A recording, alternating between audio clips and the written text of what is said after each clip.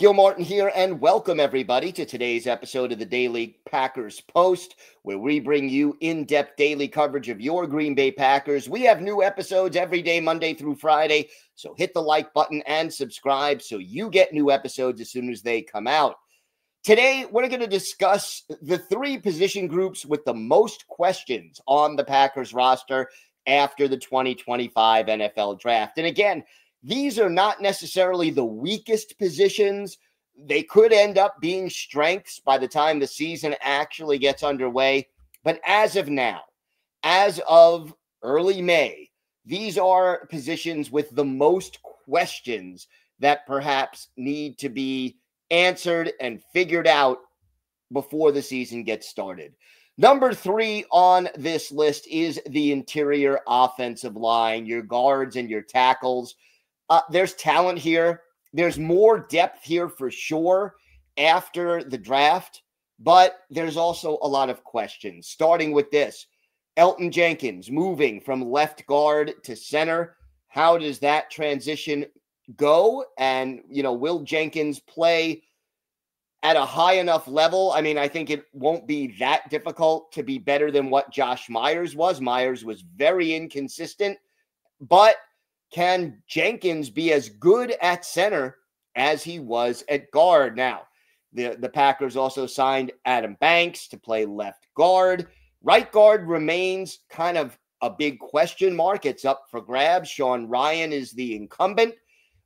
This is the last year of his entry-level contract, so he's battling for not just a starting job, but also for possibly a second contract with the Green Bay Packers or with another team. And then Jordan Morgan, the 2024 first-round pick, he may compete at left tackle with Rasheed Walker and at right guard with Sean Ryan. You also have this year's second-round pick, Anthony Belton, who may see some time at guard, but probably is going to be competing for a depth spot at tackle. So there's talent here, but we don't know who's going to win these starting jobs. There are changes to the lineup for sure. We could see all three positions, left guard, right guard, center, with different starters than what we saw last season. So for that reason, it makes the list as a position group with questions. Number 2 on our list right now, defensive end. And, you could say / edge rusher. But, Green Bay, a lot of people thought they might go for an edge rusher in round 1 of the draft. They did not address it until the 4th and 5th rounds when they took Barron Sorrell and Colin Oliver. I like what those guys can bring to the table.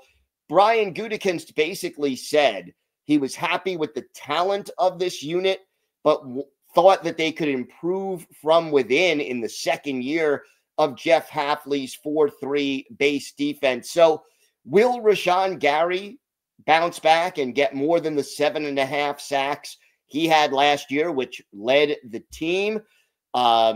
We're still hoping he can get to double-digit sacks for the first time in his career. The other starter at the end of last year was Kingsley Enagbare. He's entering the last year of his rookie contract, and he will have to fight for that starting role with Lucas Van Ness, the first-round pick from a couple of years ago. Can he make a jump in his 3rd NFL season? The Packers are certainly hoping he can. What do we see from Brenton Cox Jr., who finally got into the rotation after Preston Smith was traded at the NFL trade deadline? But, we saw flashes of really good ability from him in the final 7 games. He had 4 sacks. What could he do with another year of experience and possibly with a little more playing time over a 17-game season? So you've got these 4 guys plus the 2 picks battling for playing time, but you really want to see a better performance in 2025 from this group than what we saw in 2024. And then the number 1 position group with the most questions right now remains cornerback. Starts with the future of Jair Alexander. We still don't know what's going to happen there. Will the Packers trade him? Will they be forced to cut him?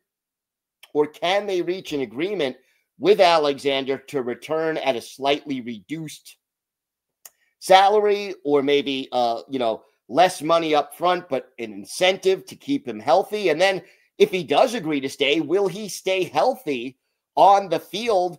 In 3 of the last 4 seasons, he has played 7 games or fewer for the team. But the 1 year he was healthy and on the field, he went to the Pro Bowl. So Alexander really is the only guy on this roster who could be considered at this point a shutdown corner, an elite cornerback 1. I know Keyshawn Nixon said he wanted to become that, but to me, Keyshawn Nixon, Nate Hobbs, Carrington Valentine, they're the next 3 guys battling for spots on the perimeter. And probably Hobbs and Javon Bullard will fight over the slot corner starting position.